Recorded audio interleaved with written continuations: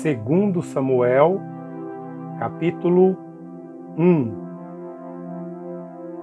Depois da morte de Samuel, Davi retornou de sua vitória sobre os amalequitas. Fazia 2 dias que ele estava em Ziclague, quando, no 3º dia, chegou um homem que vinha do acampamento de Saul, com as roupas rasgadas e terra na cabeça.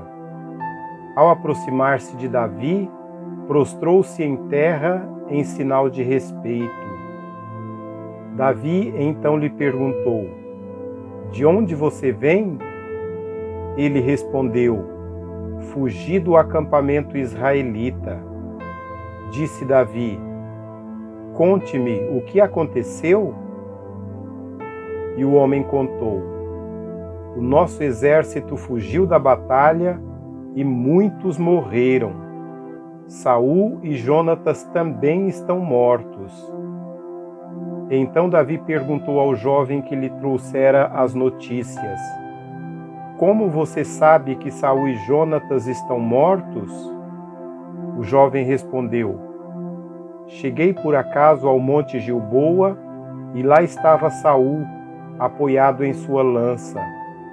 Os carros de guerra e os oficiais da cavalaria estavam a ponto de alcançá-lo. Quando ele se virou e me viu, chamou-me, gritando, e eu disse: 'Estou aqui.' Ele me perguntou: 'Quem é você?' 'Sou um amalequita,' respondi. Então ele me ordenou: 'Venha aqui e mate-me. Estou na angústia da morte, mas ainda vivo.' Por isso aproximei-me dele e o matei, pois sabia que ele não sobreviveria ao ferimento. Peguei a coroa e o bracelete dele e trouxe-os para ti, meu senhor." Então Davi rasgou suas vestes, e os homens que estavam com ele fizeram o mesmo, e lamentaram, chorando e jejuando até o fim da tarde, por Saul e por seu filho Jonatas, pelo exército do Senhor e pelo povo de Israel, porque muitos haviam sido mortos à espada. E Davi perguntou ao jovem que lhe trouxera as notícias: "De onde você é?" E ele respondeu: "Sou filho de um estrangeiro, sou amalequita." Davi lhe perguntou: "Como você não temeu levantar a mão para matar o ungido do Senhor?" Então Davi chamou um dos seus soldados e disse-lhe: "Venha aqui e mate-o." O servo o feriu e o homem morreu. Davi tinha dito ao jovem: "Você é responsável por sua própria morte. Sua boca testemunhou contra você quando disse: 'Matei o ungido do Senhor.'" Davi cantou este lamento sobre Saul e seu filho Jonatas e ordenou que se ensinasse aos homens de Judá este lamento do arco, que foi registrado no livro de Jasar. "O seu esplendor, ó Israel, está morto sobre os montes, como caíram os guerreiros. Não conte isso em Gate, não o proclame nas ruas de Ascalon, para que não se alegrem as filhas dos filisteus, nem exultem as filhas dos incircuncisos. Ó colinas de Gilboa, nunca mais haja orvalho nem chuva sobre vocês, nem campos que produzam trigo para as ofertas, porque ali foi profanado o escudo dos guerreiros, o escudo de Saul, que nunca mais será polido com óleo. Do perfume dos mortos, da carne dos guerreiros, o arco de Jonatas nunca recuou, a espada de Saul sempre cumpriu a sua tarefa. Saul e Jonatas, muito amados, nem na vida nem na morte foram separados. Eram mais ágeis que as águias mais fortes que os leões. Chorem por Saul, ó filhas de Israel. Chorem aquele que as vestia de rubros ornamentos e suas roupas enfeitava com adornos de ouro. Como caíram os guerreiros no meio da batalha. Jonatas está morto sobre os montes de Israel. Como estou triste por você, Jonatas, meu irmão. Como eu lhe queria bem. Sua amizade me era mais preciosa do que o amor das mulheres. Caíram os guerreiros. As armas de guerra foram destruídas.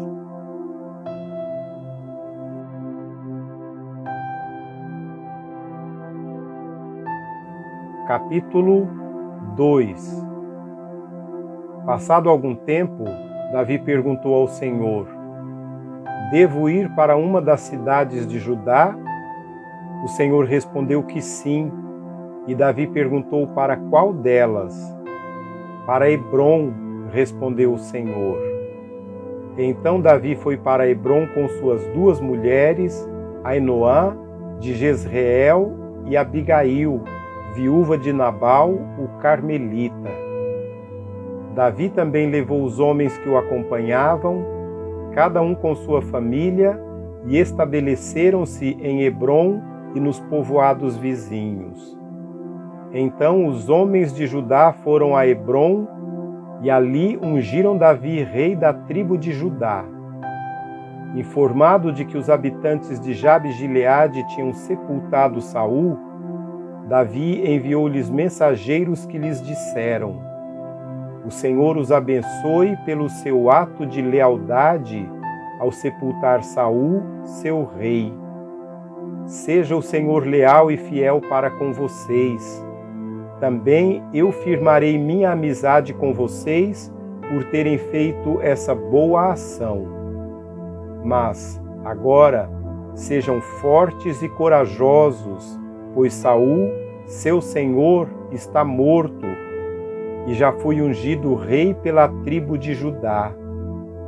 Enquanto isso, Abner, filho de Ner, comandante do exército de Saul, levou Isbosete, filho de Saul, a Maanaim, onde o proclamou rei sobre Gileade, Assuri, Jezreel, Efraim, Benjamim e todo Israel.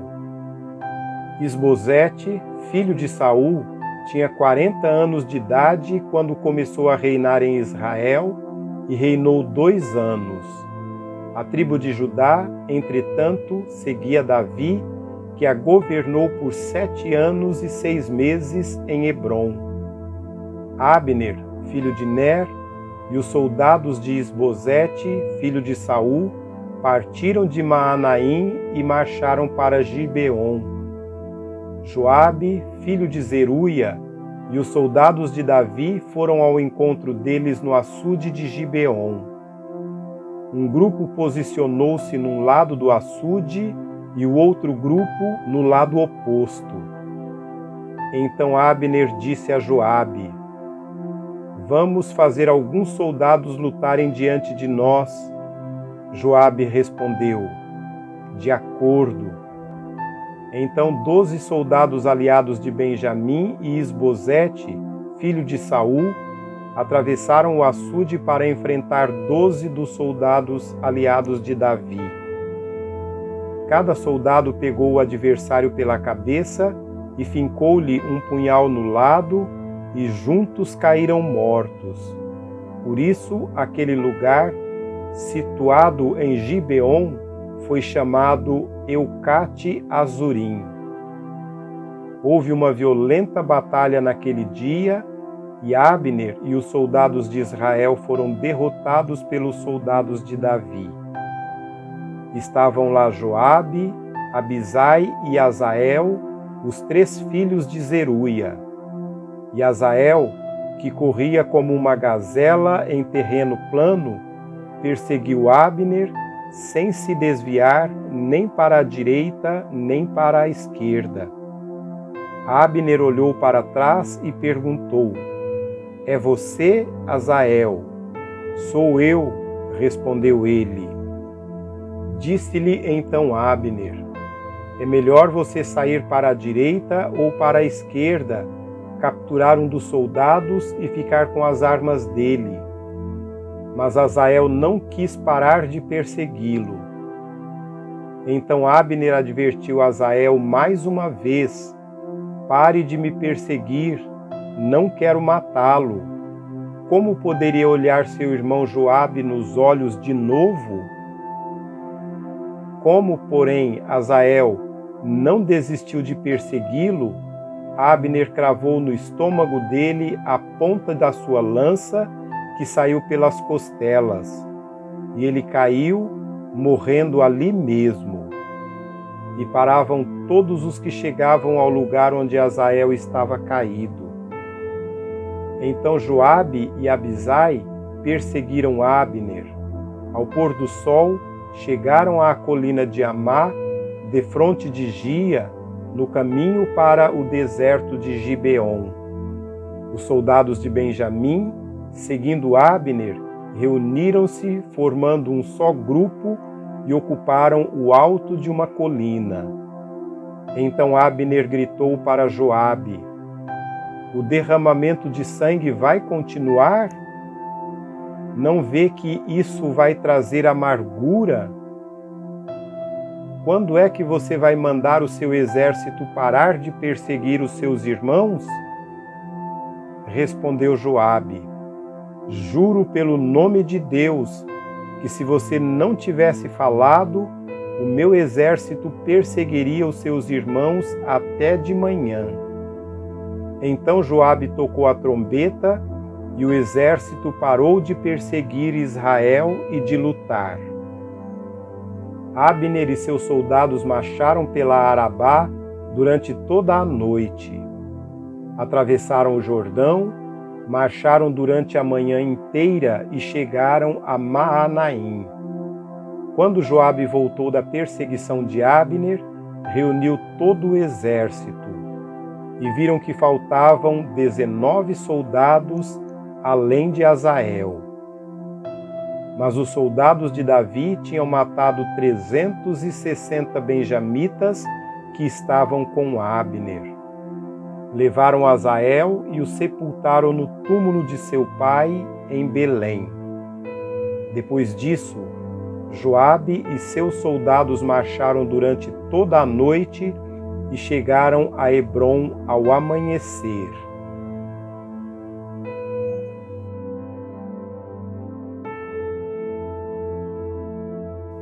Capítulo 3. A guerra entre as famílias de Saul e Davi durou muito tempo. Davi tornava-se cada vez mais forte, enquanto que a família de Saul se enfraquecia. Estes foram os filhos de Davi, nascidos em Hebrom. O filho mais velho era Amnon, filho de Ainoã, de Jezreel. O segundo, Quileabe, de Abigail, viúva de Nabal, de Carmelo. O terceiro, Absalão, de Maaca, filho de Talmai, rei de Gesur. O quarto, Adonias, de Agite. O quinto, Cefatias, de Abital.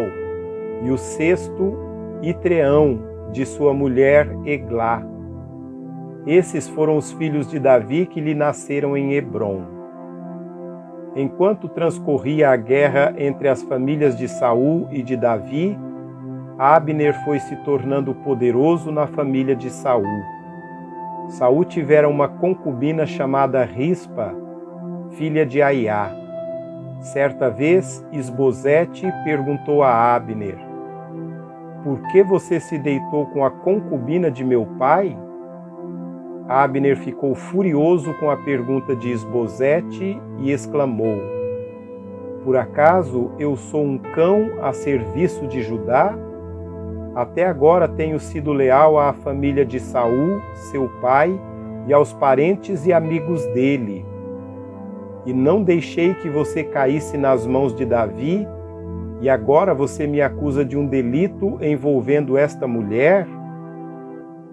Que Deus me castigue com todo rigor, se eu não fizer por Davi o que o Senhor lhe prometeu sob juramento, tirar o reino da família de Saul e estabelecer o trono de Davi sobre Israel e Judá, de Dan a Berzeba. Isbosete não respondeu nada a Abner, pois tinha medo dele. Então Abner enviou mensageiros a Davi com esta proposta: a quem pertence esta terra? Faze um acordo comigo e eu te ajudarei a conseguir o apoio de todo Israel. Está bem, disse Davi, farei um acordo com você, mas com uma condição: não compareça à minha presença sem trazer-me Mical, filha de Saul, quando você vier me ver. E Davi enviou mensageiros a Isbosete, filho de Saul, exigindo: entregue minha mulher Mical, com quem me casei pelo preço de 100 prepúcios de filisteu. Diante disso, Isbosete mandou que a tirassem do seu marido Paltiel, filho de Laís. Mas Paltiel foi atrás dela e a seguiu chorando até Baurim. Então Abner ordenou-lhe que voltasse para casa, e ele voltou. Nesse meio tempo, Abner enviou esta mensagem às autoridades de Israel: já faz algum tempo que vocês querem Davi como rei. Agora é o momento de agir, porque o Senhor prometeu a Davi: por meio de Davi, meu servo, livrarei Israel do poder dos filisteus e de todos os seus inimigos. Abner também falou pessoalmente com os benjamitas. Depois foi a Hebrom dizer a Davi tudo o que Israel e a tribo de Benjamim haviam aprovado. Quando Abner, acompanhado de 20 homens, apresentou-se a Davi em Hebrom, este ofereceu um banquete para ele e para os homens que o acompanhavam. Disse então Abner a Davi: deixa que eu me vá e reúna todo Israel, meu senhor, para que façam um acordo contigo, ó rei, e reine sobre tudo o que desejares. Davi o deixou ir e ele se foi em paz. Naquele momento, os soldados de Davi e Joabe voltavam de um ataque, trazendo muitos bens. Abner, porém, já não estava com Davi em Hebrom, porque Davi o tinha deixado partir em paz. Quando Joabe chegou com todo o seu exército, contaram-lhe que Abner, filho de Ner, se apresentara ao rei, que o tinha deixado ir em paz. Então Joabe foi falar com o rei e lhe disse: que foi que fizeste? Abner veio à tua presença e o deixaste ir? Conheces Abner, filho de Ner. Ele veio para enganá-lo, observar os teus movimentos e descobrir tudo o que estás fazendo. Saindo da presença de Davi, Joabe enviou mensageiros atrás de Abner, e eles o trouxeram de volta desde a cisterna de Sirá. Mas Davi não ficou sabendo disso. Quando Abner retornou a Hebrom, Joabe o chamou à parte, na porta da cidade, sob o pretexto de falar-lhe em particular, e ali mesmo o feriu no estômago. E Abner morreu por ter derramado o sangue de Asael, irmão de Joabe. Mais tarde, quando Davi soube o que tinha acontecido, disse: eu e o meu reino, perante o Senhor, somos para sempre inocentes do sangue de Abner, filho de Ner. Caia a responsabilidade pela morte dele sobre a cabeça de Joabe e de toda a sua família. jamais falte entre os seus descendentes quem sofra fluxo ou lepra, quem use muletas, quem morra pela espada ou quem passe fome. Assim, Joabe e seu irmão Abisai mataram Abner, porque ele havia matado Asael, irmão deles, na batalha de Gibeon. Então Davi disse a Joabe e a todo o exército que o acompanhava: rasguem suas vestes, vistam roupas de luto e vão chorando à frente de Abner. E o rei Davi seguiu atrás da maca que levava o corpo. Enterraram-no em Hebrom, e o rei chorou em alta voz junto ao túmulo de Abner, como também todo o povo. Então o rei cantou este lamento por Abner: por que morreu Abner como morrem os insensatos? Suas mãos não estavam algemadas, nem seus pés acorrentados. Você caiu como quem cai perante homens perversos. E todo o povo chorou ainda mais por ele. Depois, quando o povo insistiu com Davi que comesse alguma coisa enquanto ainda era dia, Davi fez este juramento: Deus me castigue com todo rigor, caso eu prove pão ou qualquer outra coisa antes do pôr do sol. Todo o povo ouviu isso e aprovou. De fato, tudo o que o rei fazia, o povo aprovava. Assim, naquele dia, todo o povo e todo Israel reconheceram que o rei não tivera participação no assassinato de Abner, filho de Ner.